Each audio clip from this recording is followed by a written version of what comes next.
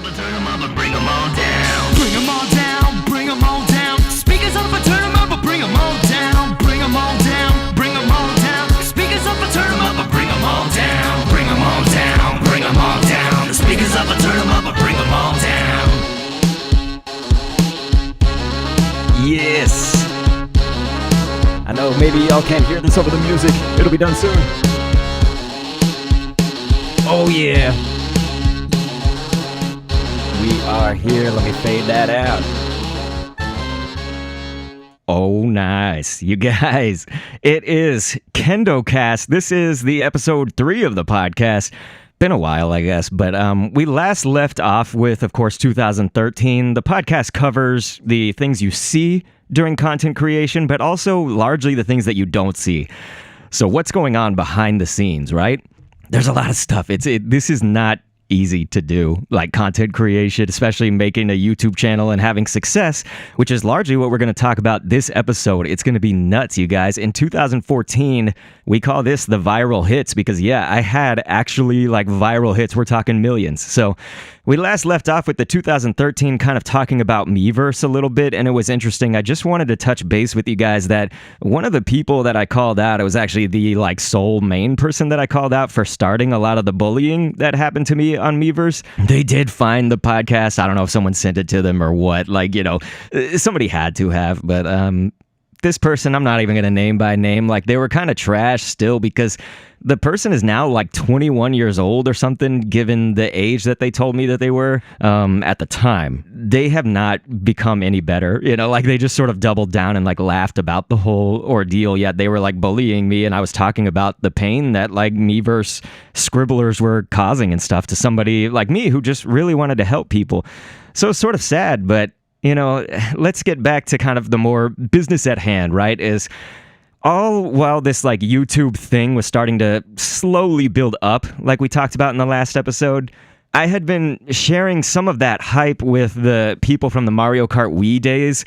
Those are the ones that like still stood with me and still stuck by me no matter what content we were doing. It was really nice. Like this sort of thing, it becomes easily clear. And for me, it was people like Wally. He sent me a sweet card when my mom died. My mom died at the beginning of 2013, so we talked about that a lot. And there was also Steph of Anime. She was undoubtedly loyal and interested in caring about my success and my community, and then largely overall my friendship. There was also JoMoDo, you know, someone who was quiet but interesting to me. I felt like where others may not take a chance on the like quiet and quirky JoMoDo, I was really confident in her, and I kind of believe in the misfits, if we can call them that, in life. I myself am one. You know, I'm one of them too. But I took a chance on a somewhat stranger in JoMoDo, but she was kind and creative and shy, but funny. Man. Well, this was all clear, though, from the content perspective. I also had the best man from my wedding, best friend in undergraduate college. That was the Crimson Knight. And so let's get to 2014, you know, like Crimson Knight, CK is what we call him, comes into town, and the day before that he arrived to my house and everything, I proposed to each one of those people I just talked about. I proposed the Task Force 5, so to each one of them. It was really weird because at the time it didn't have a name, but I sort of always, even from like the high school days and stuff myself, like when I was starting rap music and whatnot, I was like, wouldn't it be cool to have some kind of entity called the Task Force? Like, I don't know, it was just something in my brain sounded cool about the Task Force, so that'll come up in a little bit, okay, you guys, but CK and I went out actually to a dinner with my dad. You got to keep in mind, my dad's a big part of the equation of my mom dying, of course, because that was his wife of, 30 plus years.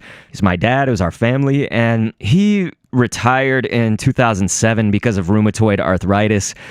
It was several years there that he was just on a lot of medication and still, like, throughout the entire podcast, like, we'll talk about this, but it was really bad. Like, think about a person that probably shouldn't be able to stand up properly. He had enough medication in him to, like, stand up. That's kind of nuts.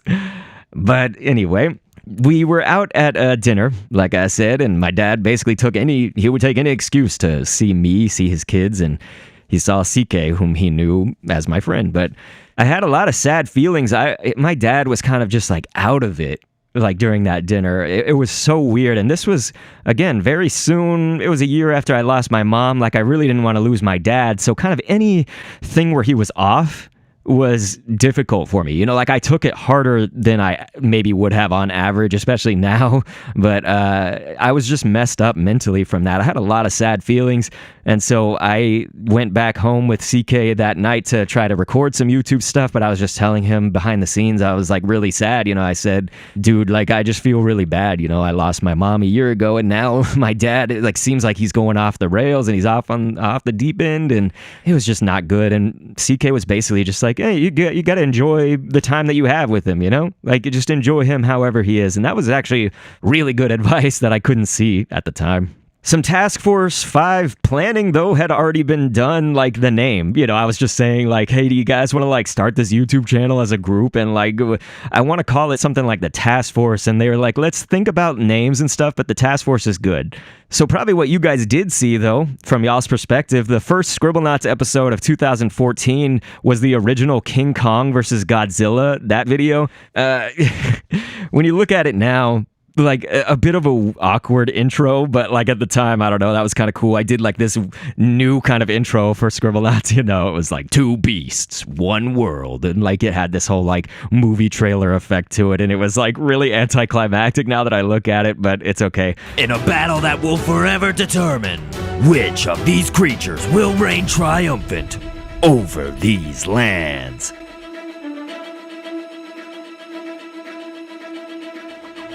Fight!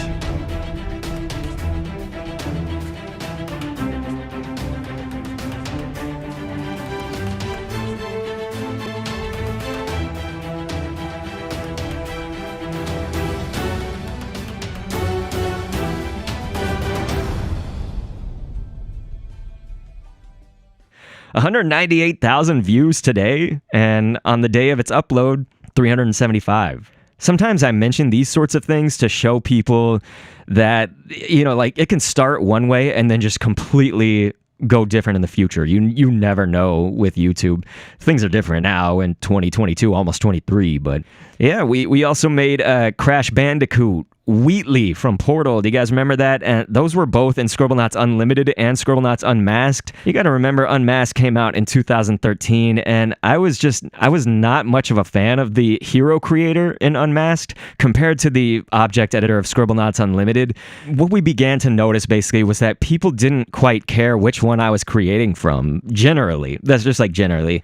The Crash video on itself, like as an example, it made about $11 in one whole year, and that was like before post-roll ads or even the mid-roll ads became a thing. Do you guys remember a time of YouTube when that was the case? Man, now we're going way back, aren't we? But yeah, you know, like again, creating them in both platforms was taking extra time, both Unmasked and Unlimited. And of course, people who are not as familiar with me, you know, if you maybe kind of caught dr.kendo nowadays, or you came from the Pokemon Go channel and stuff, I've explained Scribblenauts in the previous podcasts, but just to quickly say it, I was the like only Scribblenauts creator on YouTube for years that was doing character creation. So the game has a tool where you can make your own characters with any word in the dictionary, and you take like pieces from one character in that game and put them onto your object to make like your own custom piece of art, basically, but your own object or weapon or character that can interact in the game. So this is what we're talking about if you are kind of new to the whole concept.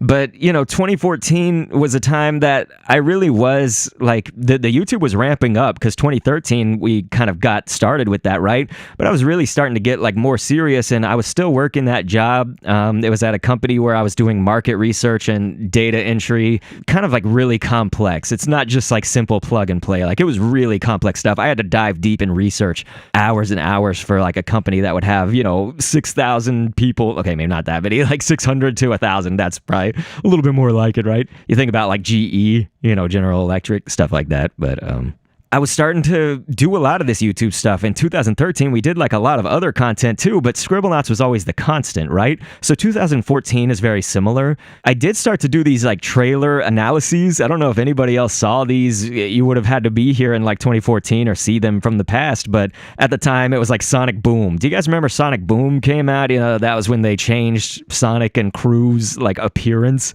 you know, and really changed up kind of this look of Sonic the Hedgehog and his squad. But also Mario Kart 8. You got to think Mario Kart 8 was now like this newly announced title. It wasn't released just yet, but yeah, they released like a Koopalings trailer. So I was doing all these trailer analyses, and this was like one of the first times and very few times since then that I was sort of inspired and almost copying. It wasn't a direct copy in that I was saying the exact things they were. I'm just saying for the content ideas, and this is why it didn't work. I'm going to explain, but it was Game Explain. You know, I actually really hated and to this day do kind of hate how Andre sounds from Game Explain. Yes, I'm calling him out, and that's probably not right. Maybe he's a good guy. I don't know. I don't know really much about him. They've come into a lot of controversy actually since these days, but in 2014, Game Explain was like huge with these trailer analyses. You know, let's fire all the old analysis machine, and like his tongue seemed so huge when he was talking.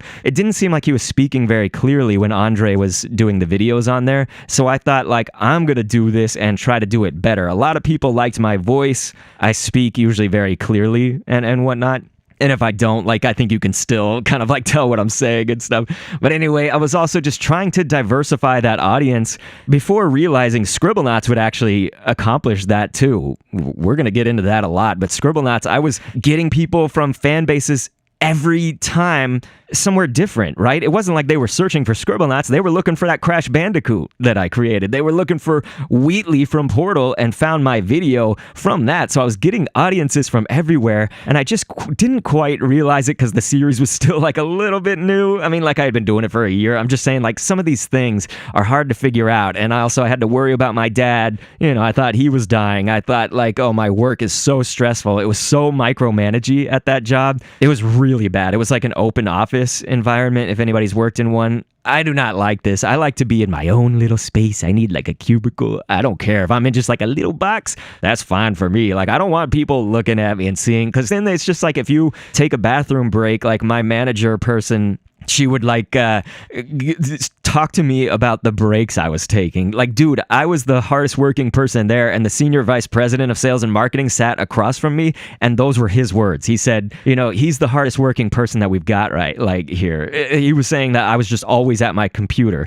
Yet I would take like 5 minutes to go just like rest my wrist, which was just breaking. Like, you know, every time I do this, it would pop. It'd be like, you know, if I'm trying to like stretch it and shake it out, just that motion was like, you know, and my neck was like getting this huge globus feeling is what they call it, but it feels like there's like something stuck in your throat. I come to find out that was anxiety, but I thought it was like the bad posture, the bad ergonomics of the desk, which were that was certainly part of it. But anyway, we talked a little bit about that in the 2013 podcast, and so you got to think along the lines of like diversifying content. There was also Donkey Kong Country Tropical Freeze. That game released on February 21st in North America, at least, and the Crimson Knight came into town for that too, just to like hang with me and do that. So I left my work at lunchtime, and I told them and everything, but like my manager, again, it was so micromanagey that she was like giving me these vibes that was like not okay. You know, I was telling her that I was having a visitor from out of town. It was the best man from my wedding and stuff. Like, shouldn't that be okay? Like, you know, I was the hardest working person there. I'd been working there for like a year. You know, I didn't ask off hardly ever. So it's just, you know, this was a very stressful, toxic and bad work environment that I was in while trying to build this YouTube thing too. So it's pretty sweet that we could actually point out those things. And this was cool because I had no idea. Yeah, straight up lucky that I was on top of it. I had no idea that I was there. Yeah. As far as the views go, it's like still even a failure to this day, those Tropical Freeze videos. And that's okay, you know, like especially at the time when I was just sort of trying everything, right? You know, I was just trying a lot of stuff. Let me just make sure I'm still with you guys. I saw like a flicker right here. But yeah, I can't always say hi to everybody until we take a break, okay? So the podcast is always like half, then break, and then we talk and all that stuff. So, okay, this will also be a produced video on the channel. So, like, you know, I edit it up and I throw clips, you know, in the mix, like when we have this as a produced video. So it's just streamed live for you guys just to have this experience with each other and with me. And then it becomes like a actual produced podcast, touched up, everything is great. Okay, so Scribblenauts Unmasked, it was used for the 8,000 subscriber special. So you got to think, you know, somewhere in 2014 in the spring, we hit 8,000 subscribers. And that video, again, just to kind of like talk about this aspect, it got 376 views on the first day. And over time, it reached 57,000. So like, again, you got to think like it didn't quite feel special to me as a special, like as it goes, but it sort of signaled the end of like creating an Unmasked for me, because I was just like, I just love Unlimited. Unmasked was bothering me so much. Here, my wrist is like breaking, but there were all these little like glitches and things that you just had to pinpoint precision with your stylus on the Wii U do. And I'm sure the PC version was like relatively the same for clicking and stuff, but I used the Wii U. Yeah, and so it was in like early March 2014, I made the Little Mac creation, you know, with Smash Brothers. This was also another thing that was hitting the news, you know, which characters were going to be in Super Smash Brothers for Wii U and 3DS. Ladies and gentlemen, just to give you that time frame of where we're at right now, 339 views on that first day. It took about a year for that one to pull in like 6 subscribers. So again, like we haven't, of course, hit those viral hits or anything yet. It's even to this day, it's made about like $10.50. To this very day. It was uploaded just under a decade ago too. And so it's like, as then behind the scenes also, as we're starting to grow and like it's bit by bit, right? I'm not viral yet and stuff. This is growing it, walking up the mountain. No one's shouting me out. I'm doing all the hard work. And I love that. I really love that. I don't have a chip on my shoulder at all about that. Hard work, walk the whole damn way. But then the Miiverse hate is like still going on behind the scenes, and I'm still doing that slow climb up and up and up and up. But somebody, like one of the, I don't know, 10 or so Scribblers at the time, they called themselves Scribblers. These were basically a bunch of, I would eventually find out a lot of them were kids, but you know, I don't know that stuff. We talked about this a lot the last episode, so please watch the 2013 podcast too. But it's like one out of the 10 or so of those Scribblers was saying how they didn't like my creations, but they put like, I don't know, his Little Mac is the only thing that's good though. And it was like so awkward because I was like, I don't think this is vastly different, you know, like the Little Mac creation. So I don't know, you guys. It was nuts. So March 15th, 2014, that was the announcement and the trailer of the Task Force 5, you guys. Like, I loved everything about doing the Task Force. It was sort of this, like, break in the midst of working my job, like, you know, being nose to the grind on YouTube when I got home, because my wife was still in grad school. So again, it's like I wouldn't see her pretty much until it was like an hour before bedtime almost, because like she was doing her grad school stuff and I was doing YouTube, and it was okay. Like there was nothing. The good thing about this podcast is there's like never anything wrong with me and my wife. Like that's the most amazing thing. She's the best person in the entire world. And I love her so much, clearly, but also it's like, if we had arguments, it was just kind of whatever, you know, every couple like argues and stuff like that. But like, I will never have to say on this podcast, even if I'm saying like my family, my dad, my sister are treating me bad, or these people on Miiverse, like all these kind of bad things happening, it was never involving my wife being bad. So like, that's great. Like our marriage was never strained. So I'm like so happy about that, because you got to think like we go to work, we go to school or whatever during the day, we go at night when it's done, 5-6 p.m. or whatever. And like, she's doing homework and I'm doing YouTube. Like it's just, we were so both nose to the grind, and I guess just other things you could consider work or maybe stress or whatever. So like I had about 14,000 subscribers, getting close to it at this point. And like, it was interesting because we announced the task force and asked people to go subscribe over there, right? This would be a channel with me, CK, all those people I mentioned at the start of this podcast that I had become such deep friends with, like so deep. Like I would die for these people. And, you know, there was somebody's comment really early on that just said like, this project is really cool. I'm surprised you only have 100 or so subscribers. And like, I guess I did kind of think and see like in the data coming up, it was like starting to click that, you know, I thought maybe it was like 10% of viewers maybe were watching anything non-Scribblenauts on my channel. It would eventually, I would come to find out it was even less than that. You know, this was all starting to click. But a comment like that, like what good does that do? Of course, I don't think the person meant anything really like bad behind that, because they were trying trying to say it's a cool project, but it's like, you just shouldn't really like point out these things. I'll tell you guys from a perspective of a content creator, especially one that's like in the stages of growth by themselves. You know, if you see like a slow climb, not a person that's got 1 million, you know, or whatever, like I'm talking about like the slow climbing, you know, I was doing a good thing. I was helping people and whatnot. So like, let's not focus on that stuff. And the problem is I care about what everybody says. I care about what everybody thinks. And certainly I'm a people pleaser, but like, isn't that a good thing to do? Isn't it good to like care about people? I think so. Like, I think it's great to help everybody. And so part of that comes with being really sensitive. And so the obvious flip side of that is like most comments that kind of point out something that's could be viewed as negative, let's say like, oh, you only have 100 subscribers on this task force channel. It's like, dude, like I'm going to take that kind of hard. You know, I shouldn't. Like, I certainly know there's responsibility for me to not take that hard, but like, can't we be like decent humans too? You know, again, the person was probably like a kid. They probably didn't mean anything bad. I'm just saying, like, sometimes people should, like, I think, watch a little bit, you know? Just watch a little bit. Like, everybody's, you guys know nowadays, 2022, dude, like, things are vicious. Anyway, let's move on. And like Scribblenauts, you know, we made like Spyro, Spider-Man, Chuck Norris, Skylanders. These are all things from so many different worlds, and I was like catering to them all, right? Like, isn't that nuts that we had this series that was just drawing from so many different fan bases, and it had good and it had bad. Like, the bad part of that is that, oh, somebody might just only be interested in the Skylanders or Chuck Norris, you know, I don't know, but like something like that, and then they don't really watch what you upload later. So in terms of YouTube success and whatnot, it was good and bad, but it was definitely better in 2014. We'll talk a lot about that, but yeah, it was like March 19th, 2014. I wrote that down as the exact day, so sometimes I'm looking at notes over there, but it was the South by Southwest gaming event. South by Southwest, some of you guys know what that is, just a convention. Usually it's kind of like started as music, but it's like now a lot of tech too, and gaming has its own day.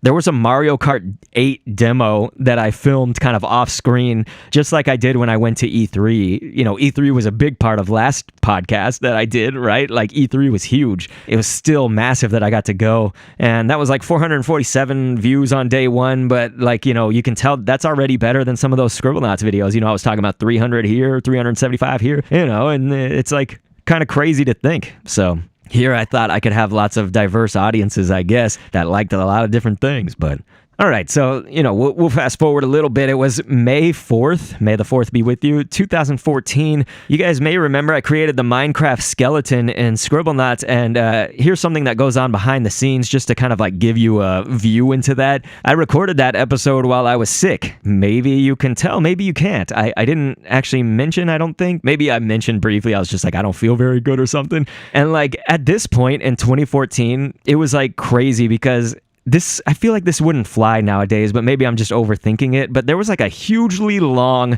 intro of just like talking. I feel like nowadays you have to be like snap, snap, snap, like right to the point. You know what I mean? Like you get that point out. In my Pokemon Go channel, there was someone that was like, just tell me which Pokemon to use. Oh my God. And I got to that in 6 seconds. Like the Pokemon are in 6 seconds of which ones to use. I'm sure that'll get talked about maybe. I don't know when we do the 2022 episode. But it's like, what the hell? Back then, this like worked. People were like just more chill, I guess, in how they consumed content, and the competition wasn't as far and wide. So like I didn't have any competition, of course, with Scribblenauts. You know, there was nobody that was doing that. They were doing the Scribblenauts story mode. They weren't doing the object editor. That was my like ace in the hole, right? Like they're seriously, like to this day, there was nobody that did that consistently. There were some people that would do some one-off episodes or whatever, maybe here this year, here that year, but nobody consistent. Yeah, hugely long intro. It got over like 110,000 views by the end, but like 300 on the first day. May 18th, 2014 was Pit in Scribblenauts, you know. That was episode 64. About 9.4 thousand views today, a little over 300 on the day one upload. And like, you know, so again, why mention that? It's like people bring up my view counts on my channel a lot today, and like I have videos that exceeded this one by leaps and bounds, you know. So it's like, I guess I'm just saying like we shouldn't have to put emphasis on that, but it's to explain that like you can have a video that does 300 on the first day and then goes higher or gets about 9,000, you know, like what? I had some videos that hit 6 million. I had some videos that did 500. Like what is, you know, anything could happen, right? So, okay.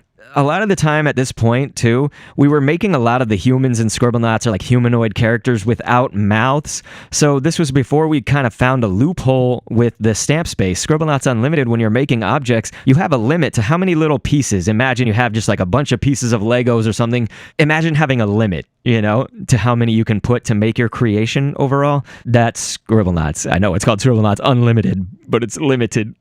So yeah, they had like no mouths to save stamp space, and that was the style of Scribblenauts. If you look, you know, you spawn, you know, like a man in Scribblenauts, he's probably not going to have a mouth, or like a kid, or whatever you spawn, you know, as a human in that game, right? Let's see, like May 25th, 2014, that was Scribbleventures Episode 3. There was a song that was called the Blue Shell Biz. That's what we called it, the Blue Shell song. You guys may remember, I hope, some of you out there. It was a cover of this song called Monkey Boogie. So it was like a parody cover, I guess. Monkey Boogie's by a band called Millencolin, and I did all the music, I did all the singing, of course, all the vocals. I'll be sure things will go my way, and everyone will hear me say the Blue Shell Biz. Throw out the red shells, take the blues. The Blue Shell Biz. And we'll be sending them on to you. We're in the Blue Shell Biz. Throw out the red shells and take the blues. The Blue Shell Biz. And we'll be sending them all to you. It was around this time, it was like a week before I uploaded that, my wife had actually, she went to go live at her hometown in her childhood home over the summer. So she got this really unique and like great gig working for the city in her hometown of Victoria. And so we were married, you know, for about a year at this point. I mean, our anniversary is September, so it's September 1st, actually, 2012. So if you imagine this is May 18th, 2014, so I guess it's a little over a year.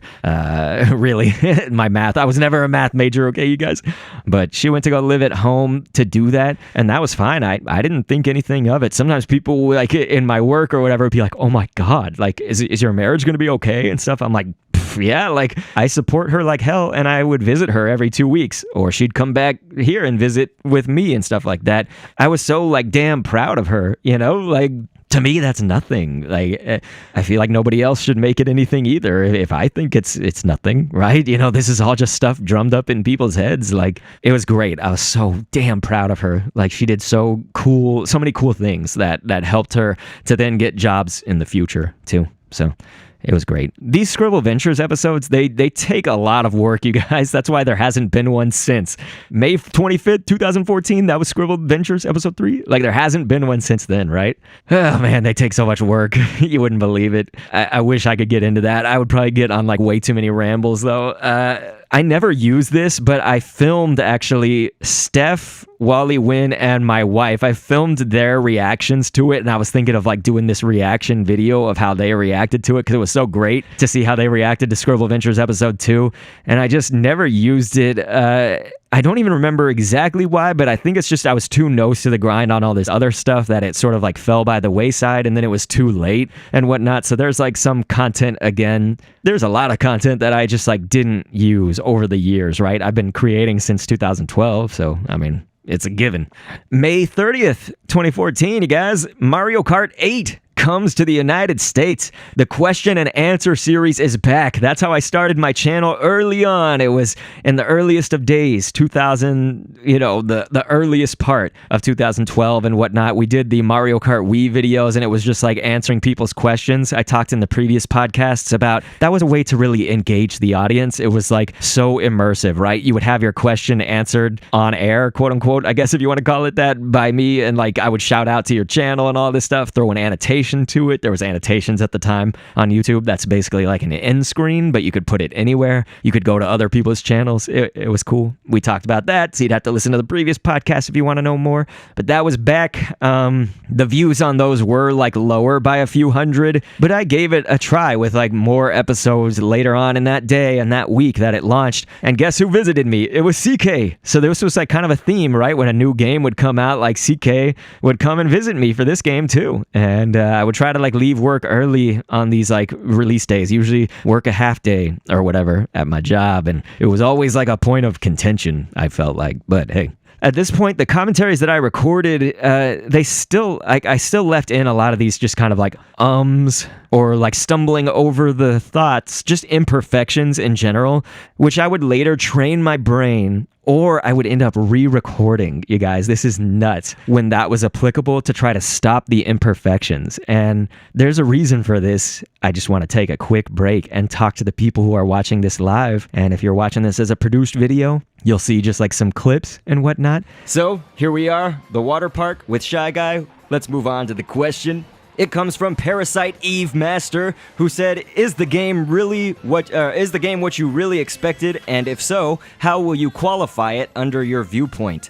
So is the game what I really expected? You know, I was going crazy waiting for this. It's been like, 2 years since we've known about it. So, yes, I would say it is what I expected. I have played the demo, so that kind of set me up for, kind of expecting, knowing what I'm going to expect. We were sitting here waiting. We got the digital download on my Wii U, and so we were sitting here like it's 3 a.m. right now, and like while the download was going, I was just like watching it meticulously, and talking about every single 10% intervals. I was just like, it's almost done.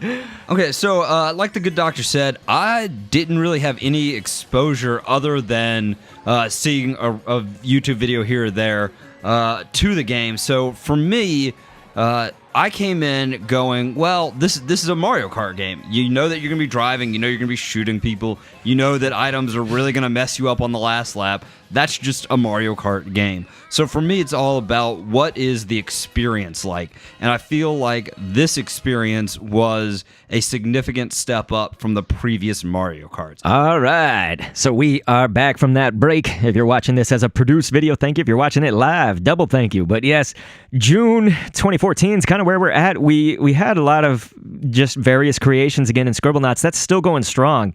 Every single Sunday, sometimes more. But like June had the creations of Rainbow Dash from My Little Pony. It's like Koopalings, Ness, Lucas.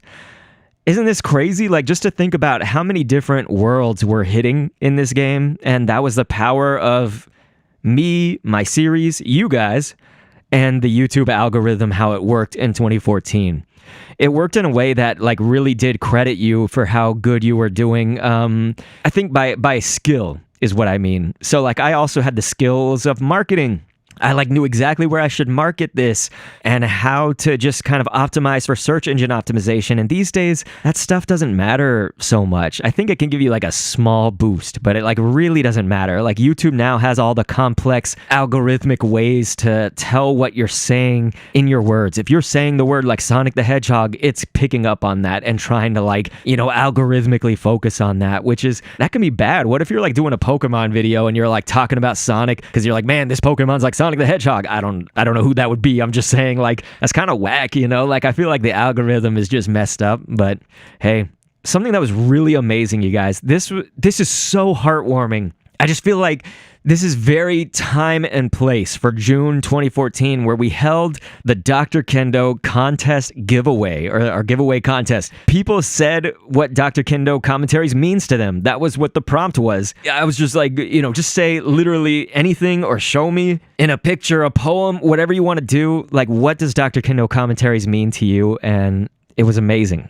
So, the things that were like said or revealed were so touching. Like, oh my gosh, it touched my heart so much. I'm just making sure I'm recording. But yeah, like Steph, she was talking about how I would reply to her comments like when no other YouTube creators would. She said, I wrote down the quote. She said these, quote, "Whenever he'd give a wonderful reply to my comments, I'd feel like maybe I could succeed at the things that I never thought that I could." End quote. Like that is so beautiful. I didn't think that I could do that for anybody. Like I didn't think that I had the power to affect someone's life like that. Like I really don't mean to get so sappy. I mean, maybe I do. It's just that to me is like exactly why I was doing this. I like so wanted to reach people and connect. And that's so beautiful. Like that's insanely beautiful for her to say that. How am I going to explain in words the gift that Dr. Kendo's channel has given to me? Whenever he'd give a wonderful reply to my comments, I'd feel like maybe I could succeed at the things I never thought I could. his channel has provided so much insight into a miraculous world, where in just one day, you can feel as if you've been living in a dream that never ends. The prizes were numerous, you guys. Like, the first place got a physical Mario Kart Wii U game. The winners were announced on July 8th, 2014, so there was a decent bit of time. It was like mid-June to, early July. But, like, I just kind of feel like maybe people still do it, but people used to say such nice things about me. And again, I know there are still like 3, 5 people, something like that, and then like the 10 or 8 of you that are like watching this right now live and stuff that are saying the sweet things. Like, I guess I've been beaten down so much since 2014 to now, and really since like 2013 to now. Like, I guess I just kind of have these walls up, and that's never been a part of me. Like, that's something that content creation can kind of do to you, especially if you're like really sensitive like me, or you really do care. What are the people feeling about my content? What are the people feeling about me? I want to make them happy. That's what it is, right? It's not like, oh, people say this all the time. It's like, you shouldn't listen to what they say. I just feel like there's truth and not truth to that, right? Like, that's what made me great, right? You're hearing Steph of Anime say something that was that incredible, and there were others in that commentary and stuff. I mean, in that contest. What Dr. Kendo has done for me is inspire me each day. My opinion, you're really creative and you're awesome, and you spend, I think, half of your day just answering comments like mine. So the kid that won first place came back, like, I don't know, 7 years later or whatever. Then as he was an adult, he was like a little kid.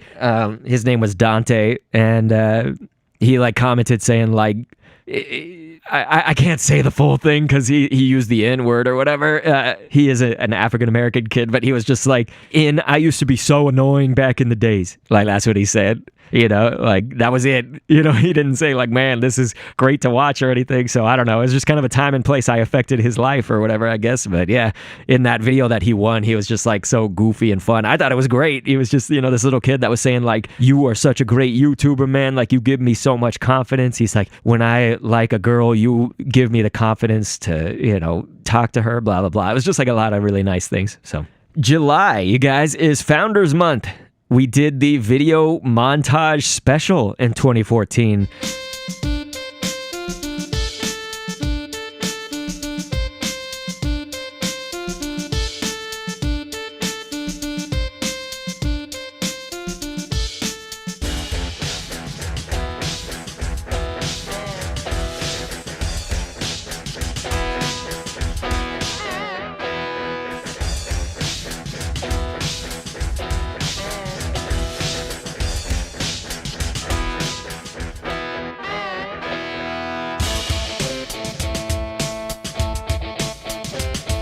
The Sonic Boom creation in Scribblenauts Unlimited, I touched briefly on that, and then there's a reason for it, right? I touched briefly, and I want to circle back around to that we had done earlier in the year. It got retweeted. So that was retweeted by Stephen Frost. That's the guy's name.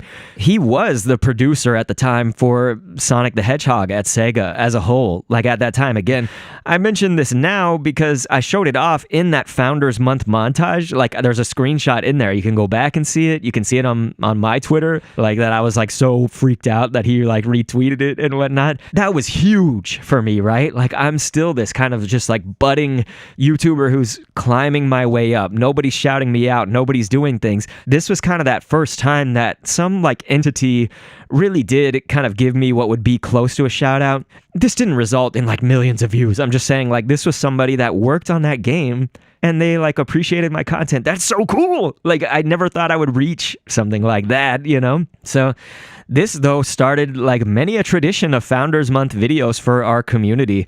And then it was like shortly after that, I think it was in July, kind of the latter half, my sister calls me one day, and it really was like slightly out of the blue, although my dad said that like he had some hunches because my sister did at least confide a little bit in my dad, but like we both did not get a lot of information from her. Something I mentioned that when my mom died, my sister died with her. I largely lost my sister with every year.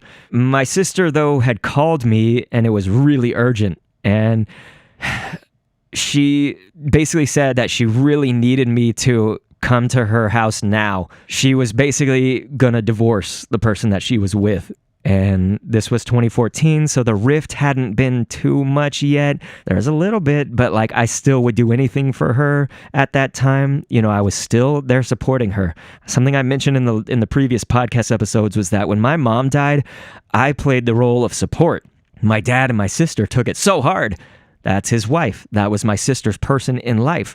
So I had a close relationship with my mom. There was nothing wrong, but like maybe that was how I coped with it, I said in the previous podcast, is that I supported them. You know, like I kind of put my own feelings aside mostly. I would talk to my wife about them, but like I would support them. I did anything I could to try to make them feel better.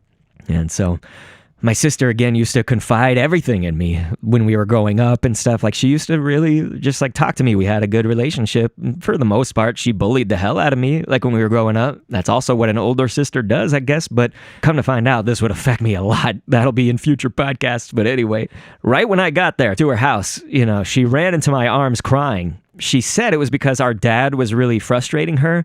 And I could see that. He was kind of acting like a prick a little bit, like he was like breaking some of her things as he was moving her. And I said like, Dad, can we like chillax? You know, like let's just move this stuff, okay? Like it's fine. We don't need to rush this. And he's like, well, do you guys want to get something done? Or, you know, do you want to go slow? Like he's like, I want to get this done with her to get her out. And you know, she was trying to divorce this guy and had to move out basically that day. Like, it was, like, very urgent. There was a lot of stuff going on behind the scenes that she wouldn't tell me, and some stuff I just shouldn't reveal on the podcast. You know, it's obviously private to her. I was there for her. Like, I was wiping the tears from her face, you know?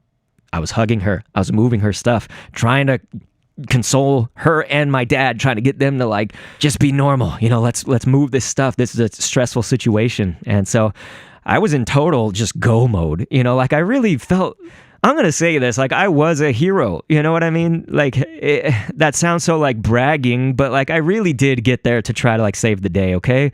Like her neighbor from across the street saw all this stuff going on and was like prying into it. You know, he's like, can I ask why? Like why this is going on? And I just said, hey dude, like this is really hard on her, you know? I was like, we just really shouldn't make this harder than it has to be, you know?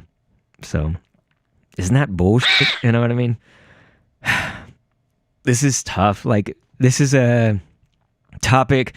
The reason this hurts, I don't think I'm going to cry. It's just the reason that this hurts is because, like, I know what's happened since that happened, right? Like, I know so many things that now, like, it's like fast forwarding in the future. And I'm like, right now, I'm like almost placing myself in the past to tell you guys these stories. And it's like hurtful to know what happened later when I did all that, you know? I'm sorry. I'm just like,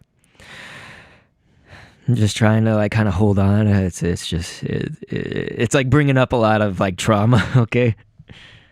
Oh, God, I'm so sorry. Damn it. I'll get a grip. It ended up being that like we got her an apartment in actually the neighborhood that my dad lived in, like right outside of that. And it was kind of expensive AF, but she like took a expensive apartment that she was like worried about paying for because she just had to get out. And I was like even asking the apartment people if they could come down on the rent. You know, I was like, is there anything you can do to help us? You know, they couldn't. So, okay, like we at this time also were overloaded with requests for Scribblenauts Unlimited. You know, people are starting to find the series and they're starting to ask for so many things, right? And so like finally they were kind of like ending off with we made Amaterasu and Dig Dug, sort of random, but like that was when I moved on to a system where I said I've got to adapt because we are getting overloaded with people like requesting things and I'm doing each one. And at that time, I was also asking people in episodes, I was like, don't request anything. We're overloaded. Remember, all my videos would start that way if you watch the past videos. And like sometimes I would try to make it humorous. Like I was like, today's letter is the letter R for requests, but also D as in don't request anything. Like I was trying to be like funny and stuff. And like people would still request. Like they would just like throw requests. I'm not taking any object requests until July or August. Today's video is brought to you by the letter R, as in request. Oh, and also D, as in don't fucking request anything. Oh, and if you request something, I'm not taking requests right now. The answer is no. Not until I announce it in July or August. It does not matter what you tell people. I found out in content creation, if you're trying to give instructions, some people are just going to do it how they want to do it. And back in my day, like, that would not fly in school. You know what I mean? It's like if you told the teacher, like, whatever, I'm just going to do this and, like, not follow instructions, you get your ass whooped. But anyway, just because the number 69 is funny, episode 69 is Link. You guys, just for the record, if anybody wants to say nice, you know, we made Link. That was actually a kind of successful video over a long-term period, but, you know, I made the first Link that I had ever created, and then at the time it was also called Wii U Link. We didn't even know the name of what would eventually be the first Switch title, but you got to think this is, July, like getting close to August of 2014? They still were very under wraps on, like, Breath of the Wild, so it was just called Wii U Link. But yeah, like, I also made the Star Fox crew, Zero from Kirby, Captain Falcon. Also, this one was kind of special. I made the Guardians of the Galaxy, and that was it was the first time we created them, episode 72, August 10th, 2014. And just about, I don't know, a few days before that episode, I took my dad to go see the movie. It was when the Guardians of the Galaxy MCU movie came out, and we went to go do that. And that's like the only time my dad has really been into like superhero movies, and also the Suicide Squad. Those are the two, and we'll talk about that actually in 2016. But anyway, my dad actually really liked that. I don't know. I think he loved like 70s music, 60s music and stuff, a little bit of 80s. If it was like funk, Motown, and whatnot, and obviously Star-Lord's big thing is playing some of the, you know, dope songs that are funky, Motown stuff and funk, soul. But anyway, 500 views first day, 193,000 today. Isn't that crazy? And I was starting to get noticed even more here, you know, like it's the slow climb up. We're not yet exponential, but it's like still that slow climb. And that's what I love. I love the slow climb. I don't necessarily want to go viral, especially nowadays, because I see what happens when you do that, but you're going to find out soon. Then August 2014, of course, as that's rolling around, my wife came back to our home from her job. You know, it was a temporary summer gig. We both knew it was temporary. We had been visiting each other, and it was great. Like, it was actually a really great thing for the marriage, not in any negative way, but it was almost like we were like dating again. You know, that spark where you're like, oh, I haven't seen her, you know, for about a week or two. I'm so excited, you know, to see her and stuff. And it like made us also make a point more than if you live together day by day and you're like in that minutia of grad school, work, making this YouTube channel work, all these things. I was dating her again. So it made us do those special things like, hey, we're seeing each other when we haven't seen each other in about a week or two. Let's go like out to eat. Let's go do this event. Let's go do these like fun things. So it was really cool. So yeah, she came back. That was the house we were renting at the time, and some people call it a bad neighborhood in town. It was all we could afford, man. Money has always been tight. We'll get to that too, but I talked about it previously in some of the podcasts, and I've always had a trauma about money that I inherited from my mom, definitely, but also my own life. Like, it's just something about resources. I have like a trauma about that. But yeah, you look at like August 22nd, that's my birthday, you guys. August 22nd, 1986. So then, you know, in 2014, when that rolls around, like I did a birthday video, and I had done one in 2013, and this one says happy birthday again. And so that's why it said again. And so it was just sort of like answering questions, right? The question and answer format. But this time I brought my wife on. So then the first Scribblenauts episode that would come up after my birthday, it was like 2 days later or a day later, we made Banjo and Kazooie. And I loved this. Like, there was a little skit in the beginning of it about my birthday and stuff. It was just like so in the style of Banjo Kazooie 2. And I always knew I could do the voices that they have in that game. Like, one of them's Gruntilda, you know, and she does that like when she like speaks. So it might have like the text on screen, you know, and like Twoey, or his name Tootie, she's just like ooh, ooh, you know, like that and stuff. And so like we had Banjo, we had Kazooie in there going like you know, and stuff, and it was great. Like, anyway, just wanted to point that out because I feel like not a whole lot of people like made notice of that. They just like more talked about the comments. More talked about the creation in the comments. That's fine, I guess. I shouldn't be, having any chip on my shoulder, but I'm always like, man, don't people notice these things? Like, I'm doing a little bit of extra here, and it was like in the realm of Scribbleventures. It takes a lot of work to like do those skits and stuff.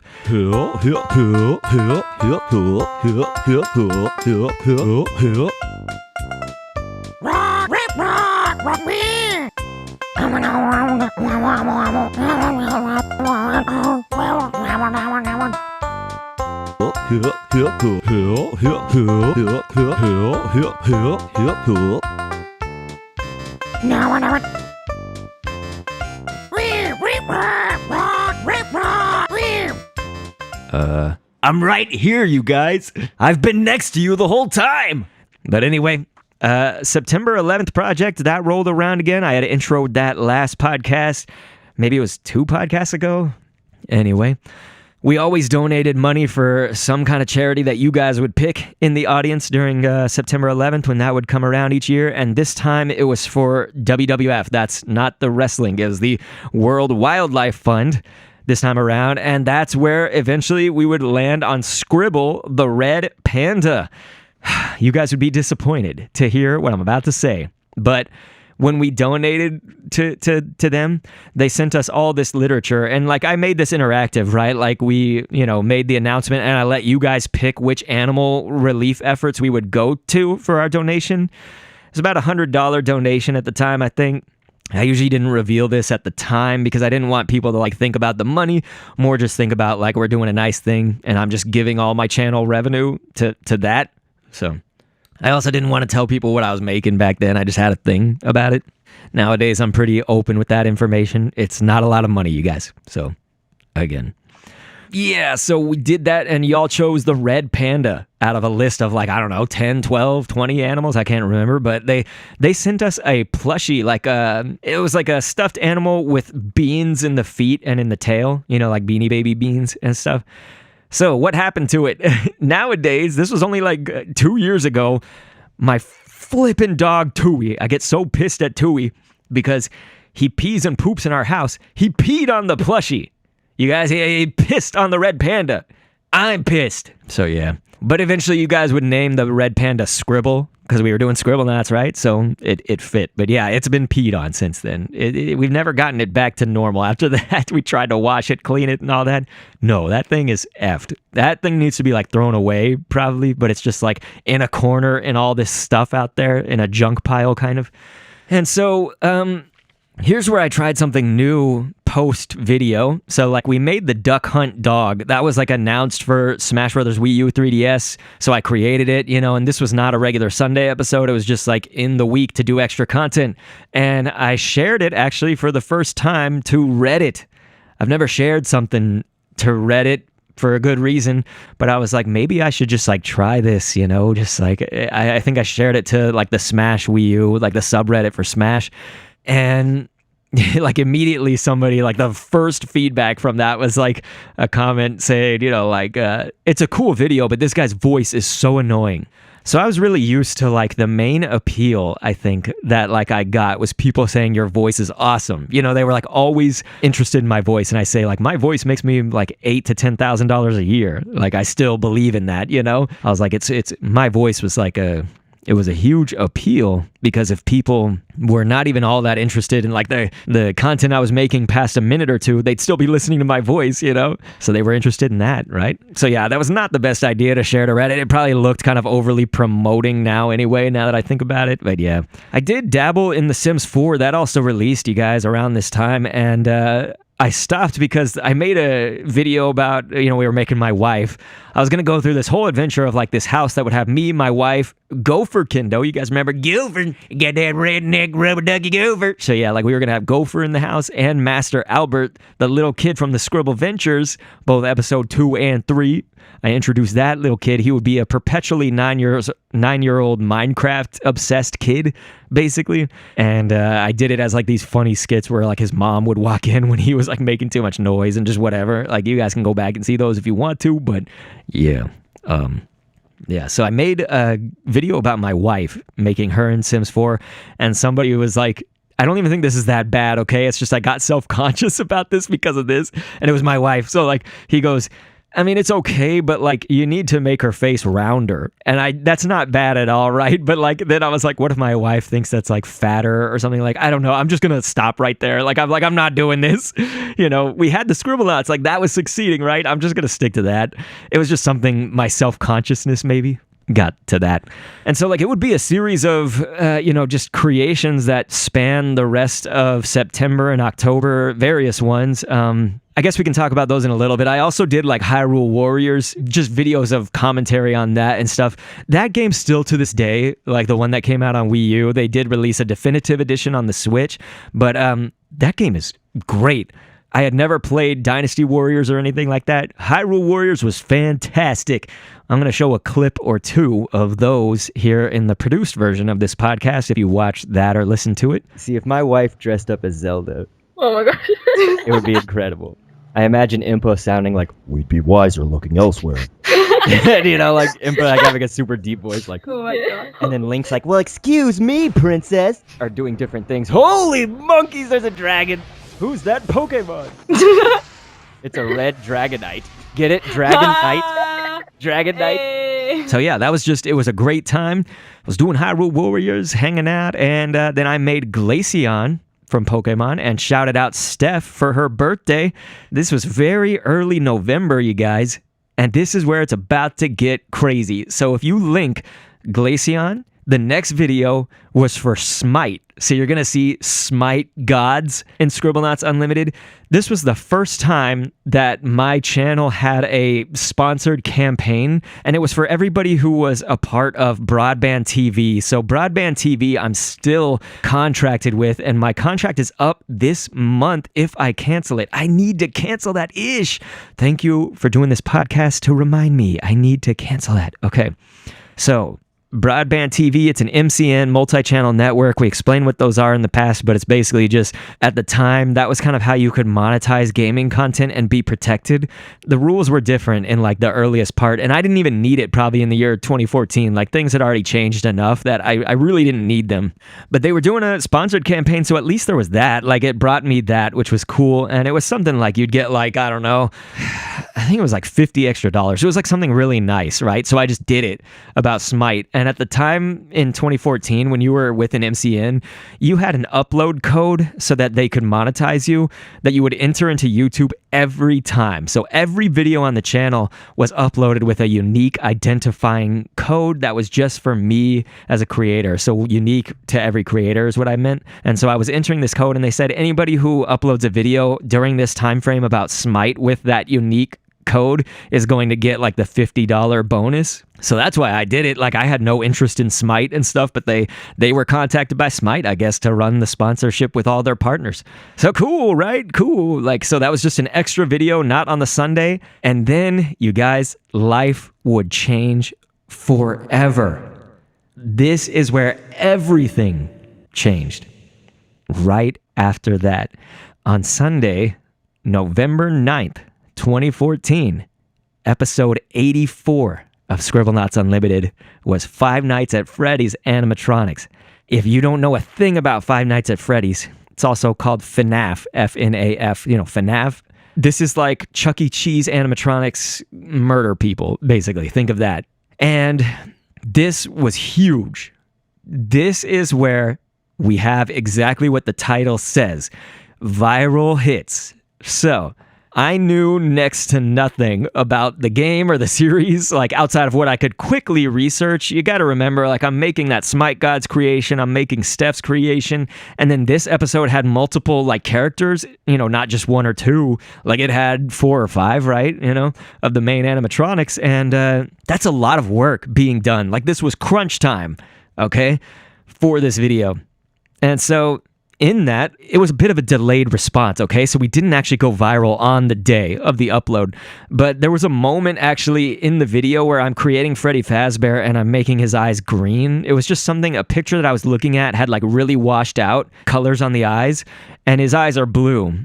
So I actually fixed it later in the video. You see at like the, 6 to 8 minute mark somewhere in there where I fix it, right? And I have like text on screen saying like, hey, oops, mistake. I made the eyes blue. Don't worry. Like they're fixed.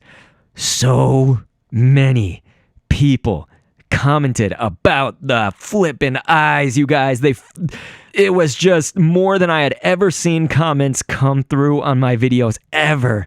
And I was getting used to now like nitpicking and really getting enraged over small things like maybe a small mistake, or I mean, it's Scribblenauts Unlimited. I mentioned that we have a limit, right, to how many things we can use in our creation, right, to make it overall.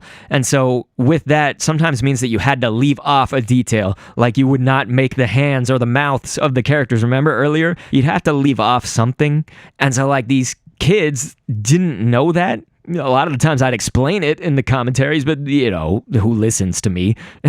Yeah, you remember I would say like, don't request anything, and they would request anyway. Like, you know, nobody was listening to like the details sometimes. I think they would listen to my voice and like it, but not what I was saying, you know? So many people, oh my God, Freddy's eyes are blue, you idiot, you know, like calling me a retard and stuff. Like, you know, this was 2014. I think that word was thrown around like very loosely. So, oh my God, like people were just attacking my like being for not making Freddy's eyes blue. And then they were like at like the 7-8 minute mark, like they were blue. You know what I mean? So again, it was a bit of a delayed response, but like on that first day, 1,262 views on the nose, like that was pretty high for me then. You got to keep in mind, we mentioned some of the earlier episodes, 375, 500, 400, like whatever, 1,000 plus. Like that's pretty good on the first day. But then it's a bit strange because there's all these other videos between like this FNaF episode, the 84 episode, and then like the next one we made the FNaF 2 creations. But again, in between that, I had a bunch, like 6 videos of Super Smash Brothers for Wii U that had just launched in between this. And so again, like I went hardcore on that. But also like a Scribblenauts creation that was still kind of left, that was like most popular just before the Freddys, was a character called Chai the Wood Mage. I'm going to be honest, I already forgot now. I think I researched this a little while ago. What does that come from? That comes from something. Anyway, Chai the Wood Mage. I've already forgotten what it comes from. But yeah, like even a Sonic Boom commentary was like thrown in the mix for the actual game. Like not the creations anymore, but the game. So again, that was like November 9th to now November 23rd. And this was the real viral hit. Episode 86, ladies and gentlemen, in the series, Five Nights at Freddy's 2 Animatronics and Scribblenauts Unlimited still to this day holds the record for my video after all these years with the most views. 6.3 million views on that one video. That's just one video. Like some channels out there don't have 6.3 overall, like the entire channel. The first day was 5,939 views. Again, not viral quite yet, but it took maybe like 4 or 5 days and it just went like mostly viral. Like, you know, you look at the graph and it was like kind of higher and then it like was like going up a little bit and then it just goes like that. Like it just shot way up. And the day that it like hit its peak for one single day, view totals on this one video was 156,030 on that one video on one day. So you got to imagine, I've got this entire library of Scribblenauts videos, right? And channel videos. That one day, the single video, Five Nights at Freddy's 2, 156,000 plus, like that's crazy. And what I'm about to say never happened again, even once for the channel. But in 1 month, that video, that Five Nights at Freddy's 2 animatronics video made $2,000. It was $2,549 if you want to be exact. You remember, money is so still very tight for me and the trauma. So this was like a blessing, right? Like that was huge. I like just imagine, it's not like winning the lottery, but like just imagine something amazing happened. Like what if Mr. Beast came and found you? That's a bad example. What if someone came and found you in the streets and was like, hey, do you want $3,000 and you got it? I mean, maybe, I don't know. It's like a level of shock that's around there, but like you're so happy, but you're like in shock, right? Like I had been working so hard and I just kind of thought in 2014 with all this work and doing my job and my wife in grad school, you know how hard everything was, my mom dying and all this stuff. I was like, there's not a lot of like positive things that are happening in life. And like, I'm working so hard and it just doesn't seem to be like paying off. You know, I told you guys September 11th project, we donated about $100. That was the channel's revenue. So for one video to make $2,000 in 1 month, it was in the month of December. Damn, that one video. And so the lifetime earnings of that one particular video, you got to imagine it's been live now since 2014. So again, it's like almost a decade, right? It's just been short of a decade. The lifetime earnings were about, I wrote it down. Okay, 5,895. So again, that's over like 8 years for that one video. You're going to see now if you go back to it, the comments are disabled. So this started a trend where that nitpicking over like, Freddy's eye color, even if you fix it, or if you had to leave things off because of Scribblenauts having limits, was going to get pulled out and nitpicked to hell. There were people saying, this is awesome, this is the coolest thing, I've never heard of this game, Scribblenauts. Like, some people would say, like, what's the name of this game? And they still do to this very day on Scribblenauts videos. First off, the video is titled, the first thing you see, Scribblenauts Unlimited, Five Nights at Freddy, right? Like, that's the first thing you see in the title. YouTube now has things where it shows which game you're playing, so sometimes that's there. In the commentary, the first 20 seconds, I say, hello again, YouTube. Welcome to another Scribblenauts Unlimited commentary, right? People still, again, just ask you, like, again, this is like this thing in content creation that was becoming very clear to me that, like, people do not listen to you. They, like, listen, I think, to what they want to listen to, So I think it's that. It's very selective hearing, very selective listening. And that became very rough, as somebody who cares deeply about what others think of me. I'm thinking like, man, why don't they like this video? All they're talking about is like, Freddy's eye color for that first one. One thing people would be saying is like, Bonnie is a girl. Bonnie is this bunny animatronic. Bonnie is not a girl. It's like, I'd have like, again, millions of views. It was going like up. This video's views. And so it was reaching so many people that were like vehement that Bonnie was a girl, or that this thing goes one way and it's not even the truth, It was just like, oh my God, like I was just being nitpicked to high holy hell, And so I will say though, like everything I uploaded now was benefiting from FNaF videos, Five Nights at Freddy's videos, for a good solid like month or 2-3 months. And I still, to this day, like held on to my integrity, like just largely in part that I didn't go crazy and milk it, right? Like there were so many creators from Five Nights at Freddy's that bought their parents' houses and made huge businesses, and they're still probably viral to this day because they rode this Five Nights at Freddy's wave and milked it to high holy hell. They got that cow and just pulled as hard as they could, did every video they could think of about Five Nights at Freddy's. I did not go that route because I wanted to cater to the silent majority that were from before my Five Nights at Freddy's, who hated that this was going viral. They hated that Freddy's videos were like a big thing. These were the people that I should not have listened to, right? Like imagine with how tight my money was. Imagine the situation, the hole that I could have dug myself out of. I gave up, seriously, like thousands or hundreds of thousands of dollars from that decision to not lean into Five Nights at Freddy's every upload, let's say. Like I could have just transitioned. Every upload could have been FNaF. And again, it's because I have like a moral compass, And here I am trying to please everyone, and you can't do that. You guys know that. I think some of y'all were saying here in the live comments, you can't please everybody, It's the truth, but like every now and then I would create a Five Nights at Freddy's, and it was very clear. An example is November 29th, I made the cupcake. I did the speed create of Chica's cupcake.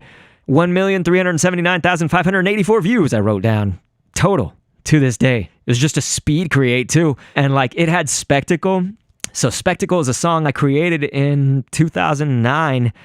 I was doing the whole rap rock game. That's how DrKendo started. I mentioned this in the very first podcast episode, but I was making these albums, Armageddon, They Like Me Not. You can actually hear that on Spotify, ladies and gentlemen. DrKendo on Spotify. You can hear Spectacle. That was our Scribblenauts outro, and it became huge because of that video. It became huge because of FNaF. It became huge because of Scribblenauts. And even my sister-in-law, God bless her, my wife's youngest sister, my wife is one of 5 children, so they had 5 kids. She probably watched that video like 100,000 of those 1 million. Like she watched that video on repeat because she loved the song. She was a little kid at the time. She's like 17 or 18 now. I got to think about that. I think she's 17, gonna be 18. But yeah, like you gotta imagine back then, right? I hope my math is right. But anyway, so like I'm enjoying my success, right? Like I'm happy, but I'm also just a little bit uneasy with the shock of it, but also the trauma of like really trying to people please. And like I was just working so hard, right? And it was this one thing, Five Nights at Freddy's. It's hard to explain really what I was feeling, I guess, but like that took it to a whole nother level, and I was just churning out episodes like crazy. So there was kind of less research being done too. I think that's another like good point about Five Nights at Freddy's and like why people were nitpicking certain things that I would say or do or create. And like I didn't have the time if I was churning out 3 episodes a week or something, you know, especially around that Smite Gods campaign and all this, and working. I was working the full-time job, you know, doing everything else in my life that I talk about. And I was getting all this bodily pain that was like starting to, you know, creep up everywhere just over this year, that like churning those episodes out was really difficult. And this was starting to actually create a stutter. I've never had a stutter once in my life. I've never had a problem with speech, really, in any way other than freezing. My trauma response is to freeze. I don't fight or flight. I freeze or I fawn. So those are my responses. But like, never did it come out in my speech. But then I started to notice sometimes I'd say like this, like before getting out a point, or like before I say stuff. So that was never a part of my life. This stuff was starting to develop a stutter in me, which is nuts. Like, can you believe that? Like, I didn't think that was possible to the human body. I guess that somebody could be so like sensitive and care so much about what people think to the point that it would create a stutter in the brain. So like clearly I think it has changed the makeup of my brain. I'm serious. So again, we're getting very close to the end of the year. Scribblenauts 89, that was the number of the episode, was Baymax. Big Hero 6 stuff was in there, and the video did awesome on the heels of like the FNaF success, dude. The first day was like 4,293 views. I've written these down again. And then it snowballed. Like as the successes and just these viral hits started to come in with Five Nights at Freddy's, it made the entire channel just viral. Like I could not fail by the numbers, right? Videos from the old days, like the Creeper. Again, that was 2013 early. A Sonic the Hedgehog 2012, I think. No, 2013 early. Everything we've discussed in Kendocast up until this point, that all benefited from this Five Nights at Freddy's virality, you could say. And so anybody that watched that Baymax episode, I shouted out somebody named Milton Core, C-O-R. Now I think it's called like Milton Core-My Drawing Tips. It's a dude that drew such amazing stuff. What happened to my channel happened to his, and I'm going to tell you why right now. Like his channel actually ended up surpassing mine many years later, but we did a lot of the same content in our respective mediums. He was drawing. Again, this is not just drawing. It's like, this is one of the best drawing like artists I could ever see in my life. This is going to sound so like narcissistic or like maybe bragging of me, but like I feel like I springboarded Milton Core. I don't know if he believes that or not, but like I springboarded him because I shouted the channel out at that time, right? No one ever did that for me, you guys. Like remember that? Like no other YouTubers were like, go check out DrKendoCommentaries. You know, there was none of that. Like I did all this myself, and like that viral hits and stuff, that was all me, like working the algorithm and knowing how to do a series that would involve you, the viewer, but cater to what the masses would want. Like it was all from my brain and from my body, from my being, every part of my being. I was throwing myself, like I gave so much of my personality to these videos however I could. You know what I'm saying? Like I just was working so hard to see it finally pay off. Like I just wanted to cry. You know, it was just amazing. And so then I shout out this guy Milton Core, and in exchange, like, you know, his video went viral of Baymax and the Baymax 2.0 that he drew. It just went huge after that. He was small cheese, you know, at that time. So like I just boosted it huge with that video. And then I told him, I also was messaging with him saying like, hey, can I shout this out? You know, can I do this for you? And he agreed, you know, like who would deny that? Then, you know, I told him, you gotta pick up on this Five Nights at Freddy stuff, man. If you like want to have like a viral hit, look at what happened. And I linked him to my Freddy's videos, and they were just getting millions, you know? So like linking him to that gave him the idea, I'm going to start drawing the FNaF animatronics, and he did, and what do you know? Millions, boom, boom, boom, millions of hits, and he did one video. He didn't ever speak in his videos. He didn't have any commentary, but he did one where he used my song and put in the description. I think he had like a little bit of text too on the video somewhere edited in that said like song by dr.kendo, and so he used my song called Dreaming, and it's the song that like the chorus repeats the words living in a dream. And so like living in a dream were the lyrics, and somebody in that video, like on his video, was like, this song is so dumb. Is it living in a tree? You know, and I was like, I can't even be mad at that comment that's like dissing to my song because they said living in a tree. Like, that's so funny. Like, he thought it was a song about living in a tree. Like, hell no, I was living in a dream. I don't know how this person didn't hear that, but, you know, again, people's selective hearing and all that. But yeah, the success was unstoppable with every upload. You know, again, like a floor of 4,000 to 6,000 views somewhere in there, and then they just like go up and up after that, even if it wasn't FNaF on Scribblenauts. I did this video called, it was like Meme Run. Do you guys remember a game Meme? The Meme Run game? The stupidest game of my life, dude. There's like a Wii U downloadable content. And that was where I released another character. Remember, we had Gopher, we had Master Albert. I was really like trying to push this whole character thing and like voice acting. I wanted to do that. And so we had a character that you would never see again called DrKendoCommentaries. And it was spelled no UH, not like Noah the real way, but like Noah. And so DrKendoCommentaries, I leaned into my stutter that I was starting to develop, and I was making this character basically be this like conspiracy theorist meme user who like believed everything was the government, you know, spying on him, and like, you know, had a stutter about everything because he was just psycho, you know. And so maybe this was like a little bit of truth coming out of me or something that like I, you know, was like feeling like this, you know, Noah guy, I guess. I don't know what it was. It was just something that I dreamed up in my head around then. So you can go back and watch it, or I'll play some clips. I don't know. Ladies and gentlemen, this is DrKendoCommentaries Meme Run. No. This is DrKendoCommentaries, and we're playing Meme Run. How do I start the game? No. Can you all the on? And this is it's Chris Penta for Nintendo is working with my least favorite organization, Illuminati. No. That was the crappiest game I've ever played. But something else I wanted to do with like my viral success in these hits was I wanted to do these Mario Kart 8 like parody songs. So you guys remember where the channel started, right? There was kind of multiple things I wanted to hit. Like if you had a checklist of like what I wanted to accomplish and do and that I was interested in, right? The interactive nature of it with you guys, the Scribblenauts, like all this stuff. And then part of it was also doing music. Like I always had music. And so I thought like Mario Kart 8 is still like somewhat new. Let's do these like parody songs of the courses of Mario Kart 8, you know, the levels of the game. And so I just kind of told myself that I'm going to do it like as throwing a dart almost. It's like rolling the dice, like gambling. And so I did this parody called Take the Falls Up. So Take the Falls Up. It was Keep Your Head Up. That's an Andy Grammer song, right? And so the video component was really great, okay? Like my editing, the video was like really wonderful with Mario Kart, and like the music was kind of good because I like played it all.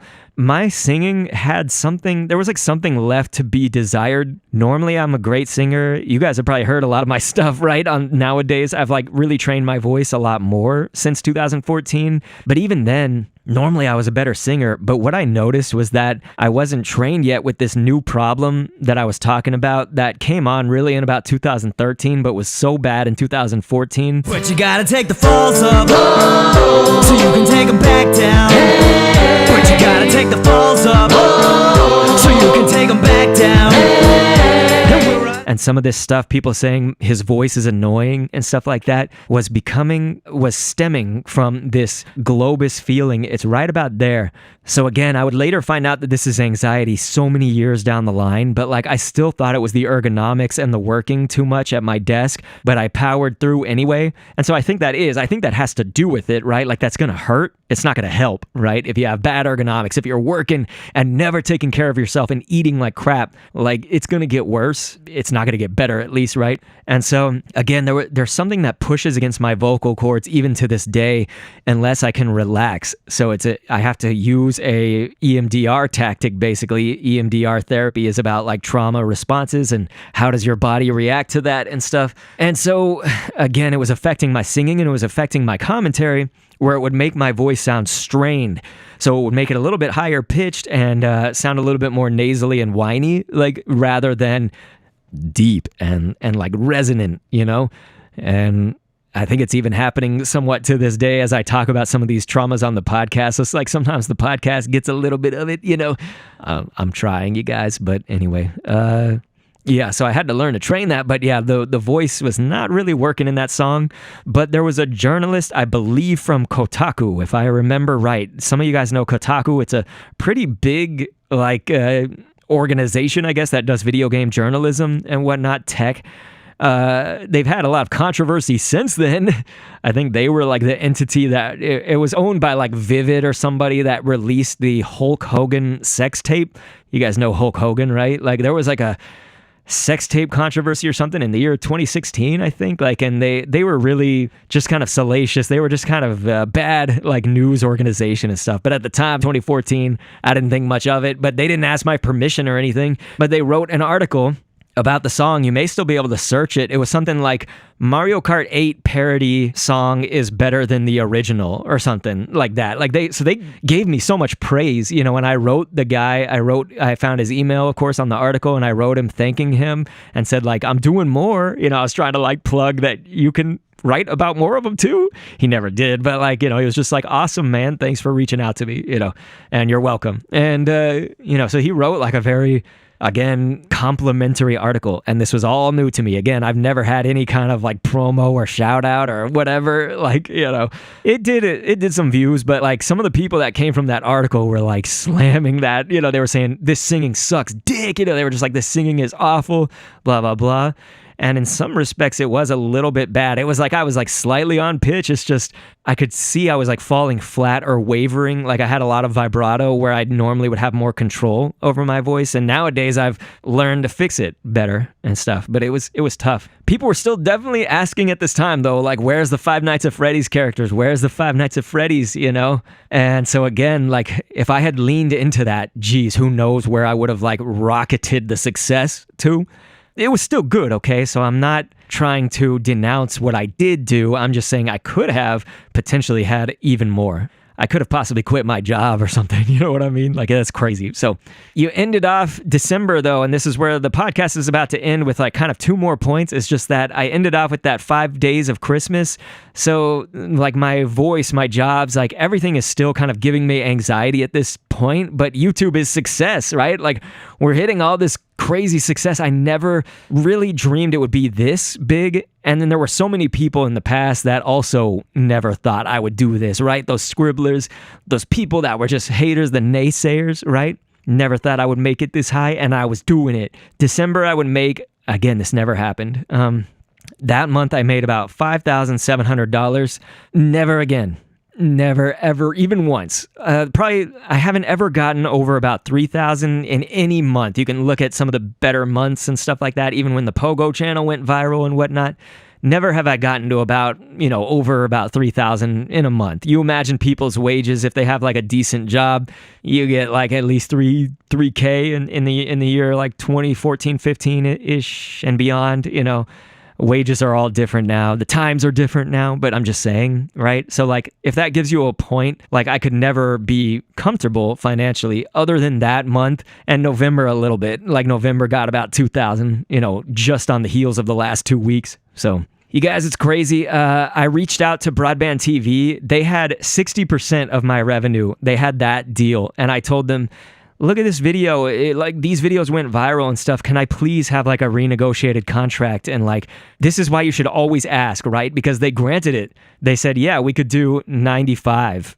So like a 95% split. And that's what I still have to this day. So I still like make most of my revenue, but they still get 5%, which if you imagine like hitting a viral hit ever again, 5% of that, like it would be nice to just have it, right? A lot of YouTubers have all their revenue except for what YouTube gets, because YouTube already takes 45% off of whatever you make. That's what I've heard. I don't know if that's confirmed, but YouTube takes their cut out of everything. So then an MCN, like a multi-channel network like broadband TV that I'm under, takes even more on top of that. It's just bad. Like, it's just not, why don't I make all of what I can, right? So that's how I am on my Pogo channel and my Pokemon Unite channel to this day, but not even to this day on DrKendoCommentaries. I need to cancel that, you guys. It's just, I always forget every December, and so it auto-renews as a 1-year contract after that. So that's what they gave me, and they did grant it to me, so that's why I made $5,700. You got to imagine, that would be like almost $6,000, right? Like, what's 5% off of that? And they granted it to me in December. They didn't say like this is effective next year or something. That was like actually kind of nice of them, even though they are like whack for taking any of my revenue and I didn't need them at the time. I didn't know I didn't need them. I thought I still needed them, okay? So, you guys, we're going to end with this last point, okay? Next episode is going to be episode 4 of KendoCast. So, it would be the year 2015. That was the year that we really got to have like 365 days, a full year, and to have a full-on test drive, I would say, of what being a big YouTuber, quote unquote, really would be like. You know, my silver play button comes in 2015, as well as a lot of other things that I think just people never thought I could do, like I said, but I did.